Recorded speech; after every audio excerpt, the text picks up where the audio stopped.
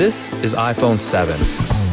It makes all the things you do with your iPhone better, faster, and more powerful. Two new finishes, black and jet black, highlight its seamless design. A new camera captures shots you never could before. That's because its larger f1.8 aperture, new sensor, and 6-element lens. Thank you very much for being here. We're going to begin with a question from one of the members in our town hall. Each of you will have 2 minutes to respond to this question. Secretary Clinton, you won the coin toss, so you'll go first. Our first question comes from Patrice Brock. Patrice? Thank you and good evening. The last presidential debate could have been rated as MA, mature audiences, per TV parental guidelines. Knowing that educators assign viewing the presidential debates as students' homework, do you feel you're modeling appropriate and positive behavior for today's youth? Well, thank you. Are you a teacher? Yes, I think that that's a very good question because I've heard from lots of teachers and parents about some of their concerns about some of the things that are being said and done in this campaign. And I think it is very important for us to make clear to our children that our country really is great because we're good. And we are going to respect one another, lift each other up. We are going to be looking for ways to celebrate our diversity.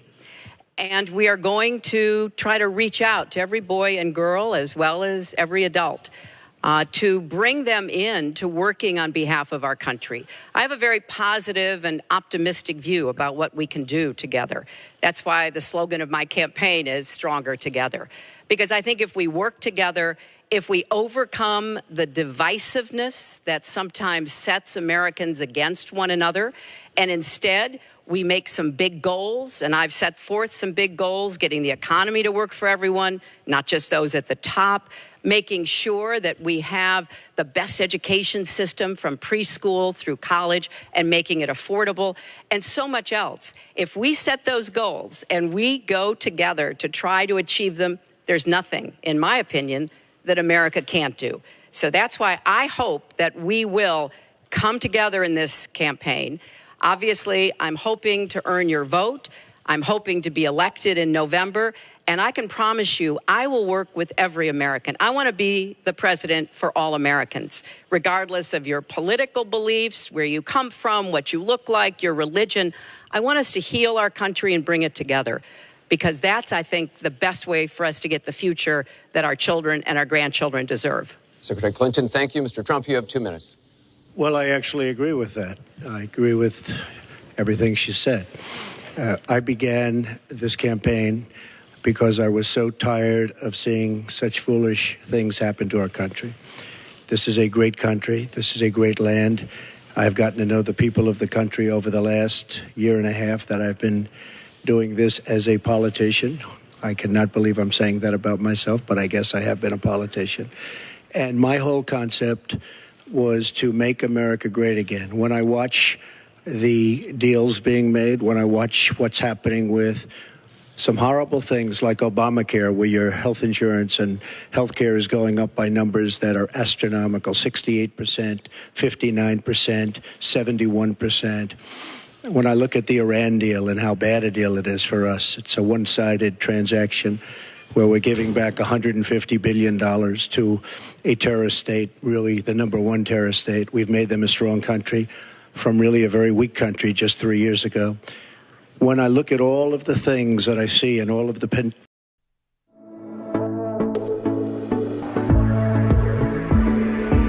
This is iPhone 7. It makes all the things you do with your iPhone better, faster, and more powerful. Two new finishes, black and jet black, highlight its seamless design. A new camera captures shots you never could before. That's because its larger f1.8 aperture, new sensor, and 6-element lens. Potential that our country has. We have such tremendous potential, whether it's in business and trade, where we're doing so badly.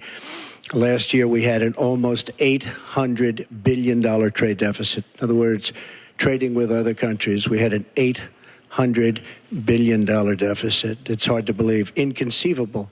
You say, who's making these deals? We're going to make great trade deals. We're going to have a strong border. We're going to bring back law and order. Just today, policeman was shot, 2 killed, and this is happening on a weekly basis. We have to bring back respect to law enforcement. At the same time, we have to take care of people on all sides. We need justice. But I want to do things that haven't been done, including fixing and making our inner cities better for the African-American citizens that are so great, and for the Latinos, Hispanics. And I look forward to doing it. It's called Make America Great Again. Thank you, Mr. Trump. The question from Patrice was about, are you both modeling positive and appropriate behaviors for today's youth? We received a lot of questions online, Mr. Trump, about the tape that was released on Friday. As you can imagine, you called what you said locker room banter. You described kissing women without consent, grabbing their genitals. That is sexual assault. You bragged that you have sexually assaulted women. Do you understand that?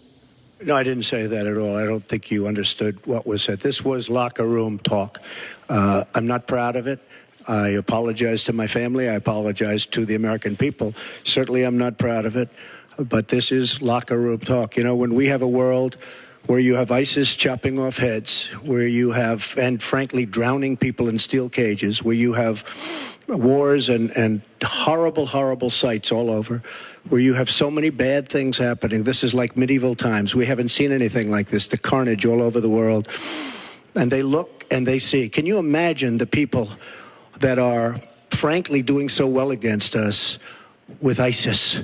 And they look at our country and they see what's going on. Yes, I'm very embarrassed by it. I hate it, but it's locker room talk, and it's one of those things. I will knock the hell out of ISIS.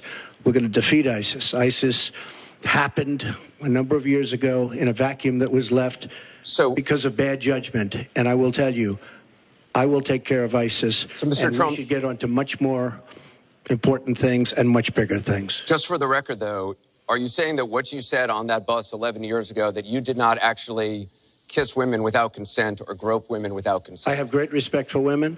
Nobody has more respect for women than I do. So for the record, you're saying you never did that? I said things that, frankly, you hear these things I said. And I was embarrassed by it, but I have tremendous respect for women. Have you ever done those women things? Have respect for me. And I will tell you, no, I have not. And I will tell you that I'm going to make our country safe. We're going to have borders in our country, which we don't have now. People are pouring into our country, and they're coming in from the Middle East and other places.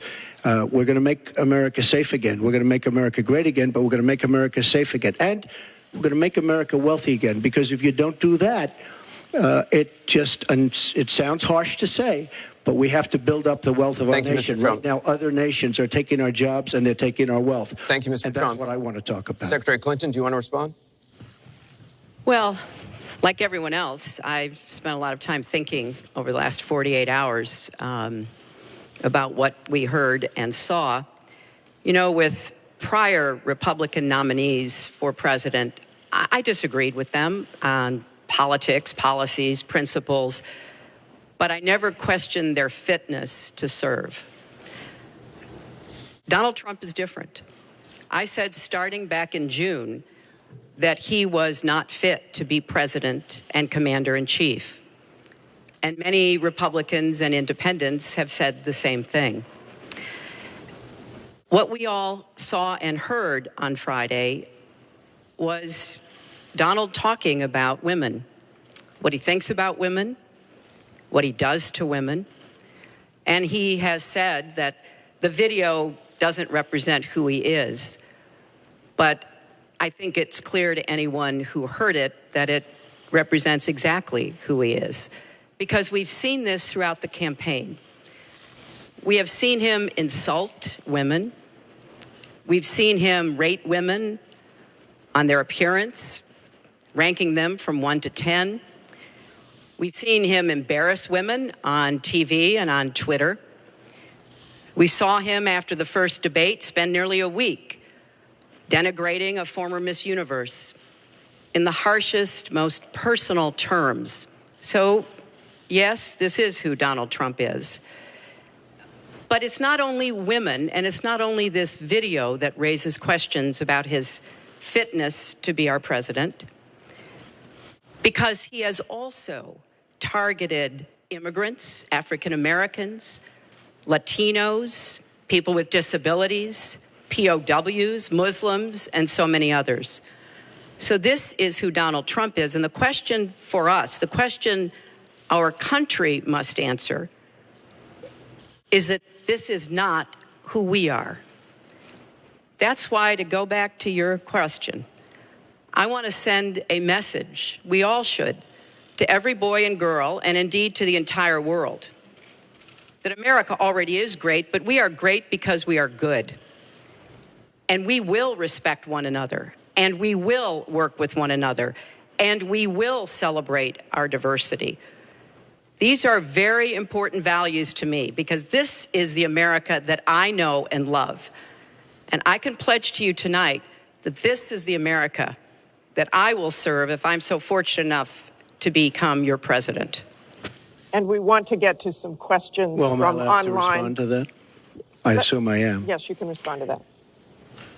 It's just words, folks. It's just words. Those words, I've been hearing them for many years. I heard them when they were running for the Senate in New York, where Hillary was going to bring back jobs to upstate New York, and she failed. I've heard them where Hillary is constantly talking about the inner cities of our country, which are a disaster, education-wise, job-wise, safety-wise, in every way possible.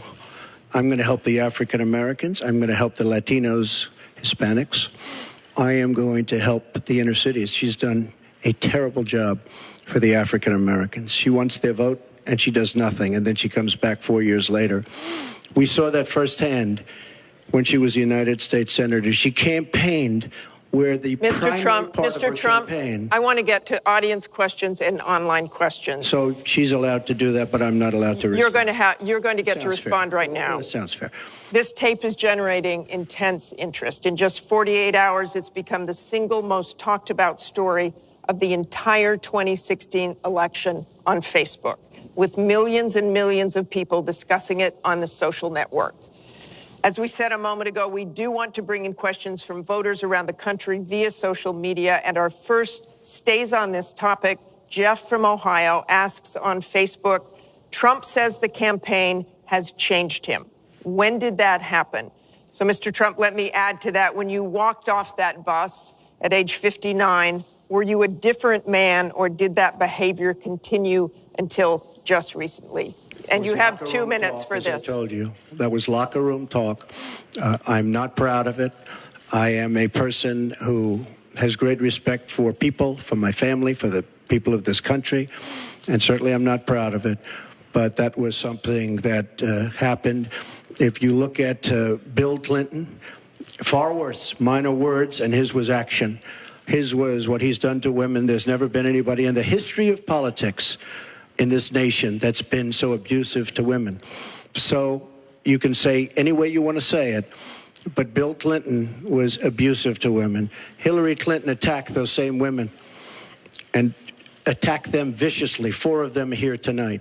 One of the women, who is a wonderful woman, at 12 years old, was raped at 12. Her client, she represented, got him off, and she's seen laughing on 2 separate occasions, laughing at the girl who was raped. Kathy Shelton, that young woman, is here with us tonight. So don't tell me about words. I apologize for those words. But it is things that people say. But what President Clinton did, he was impeached. He lost his license to practice law. He had to pay an $850,000 fine to one of the women, Paula Jones, who's also here tonight. And I will tell you that when Hillary brings up a point like that, and she talks about words that I said 11 years ago, I think it's disgraceful, and I think she should be ashamed of herself, if you want to know the truth. Can we please hold the applause? Secretary Clinton, you have 2 minutes. Well, first, let me start by saying that so much of what he's just said is not right, but he gets to run his campaign any way he chooses. He gets to decide what he wants to talk about, Instead of answering people's questions, talking about our agenda, laying out the plans that we have that we think can make a better life and a better country, that's his choice. When I hear something like that, I am reminded of what my friend Michelle Obama advised us all. When they go low, you go high. And look, if this were just about one video, maybe what he's saying tonight would be understandable. But everyone can draw their own conclusions at this point about whether or not the man in the video or the man on the stage respects women. But he never apologizes for anything to anyone. He never apologized to Mr. and Mrs. Khan, the Gold Star family, whose son, Captain Khan, died in the line of duty in Iraq, and Donald insulted and attacked them for weeks over their religion. He never apologized to the distinguished federal judge who was born in Indiana. But Donald said he couldn't be trusted to be a judge because his parents were, quote, Mexican. He never apologized to the reporter that he mimicked and mocked on national television and our children were watching. And he never apologized for the racist lie that President Obama was not born in the United States of America. He owes the president an apology, he owes our country an apology, and he needs to take responsibility for his actions and his words. Well, you owe the president an apology because, as you know very well, your campaign, Sidney Blumenthal, he's another real winner that you have, and he's the one that got this started along with your campaign manager, and they were on television just 2 weeks ago. She was saying exactly that. So you really owe him an apology. You're the one that sent the pictures around your campaign, sent the pictures around with President Obama in a certain garb. That was long before I was ever involved. So you actually owe an apology. And number two, Michelle Obama. I've gotten to see the commercials that they did on you. And I've gotten to see some of the most vicious commercials I've ever seen of Michelle Obama talking about you, Hillary. So you talk about friend, go back and take a look at those commercials. A race where you lost, fair and square, unlike the Bernie Sanders race where you won, but not fair and square, in my opinion. And all you have to do is take a look at WikiLeaks and just see what they said about Bernie Sanders and see what Deborah Wasserman Schultz had in mind, because Bernie Sanders, between superdelegates and Deborah Wasserman Schultz, he never had a chance. And I was so surprised to see him sign on with the devil. But when you talk about apology, I think the one that you should really be apologizing for, and the thing that you should be apologizing for, are the 33,000 emails that you deleted and that you acid washed. And then the 2 boxes of emails and other things last week that were taken from an office and are now missing. And I'll tell you what, I didn't think I'd say this, but I'm going to say it. And I hate to say it. But if I win, I am going to instruct my Attorney General to get a special prosecutor to look into your situation, because there has never been so many lies, so much deception. There has never been anything like it. And we're going to have a special prosecutor. When I speak, I go out and speak. The people of this country are furious. In my opinion, the people that have been long-term workers at the FBI are furious. There has never been anything like this where emails and you get a subpoena. You get a subpoena, and after getting the subpoena, you delete 33,000 emails. And then you acid wash them, or bleach them, as you would say, a very expensive process. So we're going to get a special prosecutor, and we're going to look into it, because you know what? People have been, their lives have been destroyed for doing 1/5 of what you've done. And it's a disgrace. And honestly, you ought to be ashamed of yourself. Secretary Clinton, I want to Martha, follow up on that. I'm going to let you talk about emails. Because everything he just said is absolutely false, but I'm not surprised.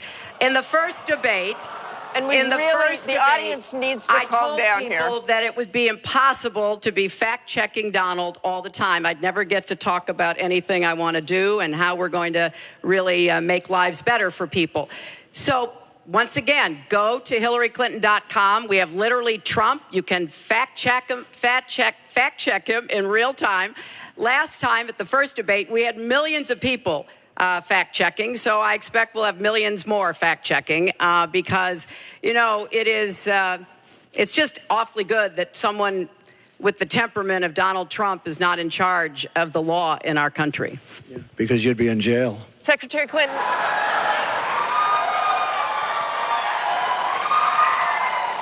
We want to remind the audience to please not talk out loud. Please do not applaud. You're just wasting time. And Secretary Clinton, I do want to follow up on emails. You've said your handling of your emails was a mistake. You disagreed with FBI Director James Comey, calling your handling of classified information, quote, extremely careless. The FBI said that there were 110 classified emails that were exchanged, 8 of which were top secret, and that it was possible hostile actors did gain access to those emails. You don't call that extremely careless?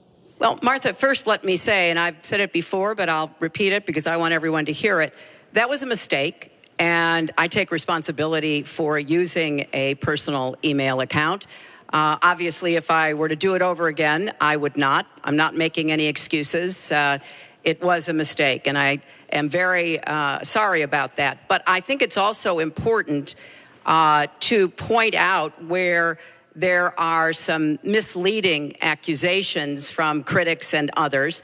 After a year-long investigation, there is no evidence that anyone hacked the server I was using, and there is no evidence that anyone can point to at all, anyone who says otherwise has no basis, that any classified material ended up in the wrong hands. I take classified materials very seriously, and always have. When I was on the Senate Armed Services Committee, I was privy to a lot of classified material. Obviously, as Secretary of State, I had some of the most important secrets that we possess, such as going after bin Laden. So I am very committed to taking classified information seriously. And as I said, there is no evidence that any classified information ended up in the wrong hands. Okay, we're going to move on. And yet, she didn't know the letter C on a document, right? She didn't even know what that letter meant. You know, it's amazing. I'm watching Hillary go over facts, and she's going after fact after fact, and she's lying again because she said what she did with emails was fine. You think it was fine to delete 33,000 emails? I don't think so. She said the 33,000 emails had to do with her daughter's wedding, number one, and a yoga class. Well, maybe we'll give 3 or 4 or 5 or something. 33,000 emails deleted. And now she's saying there wasn't anything wrong. And more importantly, that was after getting a subpoena. That wasn't before. That was after. She got it from the United States Congress. And I'll be honest, I am so disappointed in congressmen, including Republicans, for allowing this to happen. Our Justice Department, where her husband goes onto the back of an airplane for 39 minutes, talks to the Attorney General days before a ruling is going to be made on her case. But for you to say that there was nothing wrong with you deleting 39,000 emails, again, you should be ashamed of yourself. What you did, and this is after getting a subpoena from the United States Congress. We have to move on. Secretary Clinton, you can respond, and then we got to move on. We want to give the audience a chance you'd be put in jail, let alone after getting a subpoena from the United States Secretary Congress. Clinton, you can respond, then we have to move on to an audience question. Look, it's just not true, and so please you didn't delete them? Allow her to respond, please. Personal emails, not official. 33,000? Well, we turned over 35,000, so it was. What about the other 15,000? Please allow her to respond. She didn't talk while you talked. Yes, that's true. I didn't. Because you have I didn't nothing in to the say. first debate, and I'm going to try not to in this debate because I'd like to get to the questions that the people have brought here tonight to talk to us about. And get off this question. Okay, Donald, I know you're into big diversion tonight, anything to avoid talking about your campaign and the way it's exploding and the way Republicans are leaving you. But let's at least focus on some of the issues that people care about tonight. Let's get to their questions. We have a question here from Ken Karpowitz. He has a question about health care. Ken? I'd like